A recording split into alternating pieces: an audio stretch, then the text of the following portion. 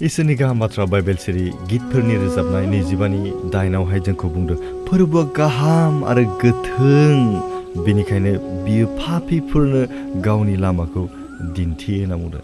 फोरबु इसोरा दिनैहाय गाहाम आरो गोथों होनना बुंदों। गाहाम बे बिराद मोजां, बिनियाव अननाय दङ, मोजां मोननाय दङ, नोंनो गियाननि फुंखा, बिनियाव जों गासै नांगौफोरखौ जों मोननो हायो, गासै गियानफोरखौ, गासै धोनफोरखौ, गासै अननायखौ जों बिनियाव मोननो हायो आरो जिउनि बासायजानायखौ जों मोननो हायो। बियो गाहामथार आरो बियो गोथों होनना बुंदों। बियो माब्लाबाबो थगाया रावखौबो, गावनि जबान होनायखौ, गावनि रदाय होनायखौ बे फोरबो इसोरा दिनै लाखिबाय थायो होनना बुंदों। बेनिखायनो बियो पापीफोरखौ गावनि लामाखौ दिन्थियो। दिनै पापीफ्रा संसाराव गाज्रि खामानि मावनाय, गाज्रि साननायजोंहाय जों पाप खामानि मावनायजों जों इसोरनि गोजानाव थांबायमोन। नाथाय इसोरा बेबायदि पापी नङा होनना बुंदों।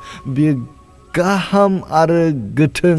इसोरनियाव जों थायोब्ला जों गोथों लामाखौ जों मोननो हायो। जों पापी जानानै थासेयावबो इसोरा दिनैहाय जोंनो गोथों लामाखौ दिन्थिदों।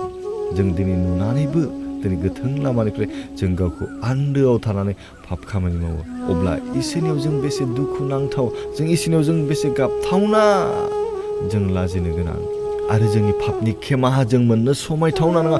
अब्लाबो इसोरा जोंखौ गावनि लामाखौ दिन्थियो होनना बुंदों। जाय लामाजों थाङोब्ला जों इसोर बायदि गाहाम आरो गोथों नंगौखौ बुंग्रा आरो अनजाग्रा, अनग्रा जानो हायो। अननायनि बेन्दोङाव थानानै बयजोंबो गोरोबलायनो हायो।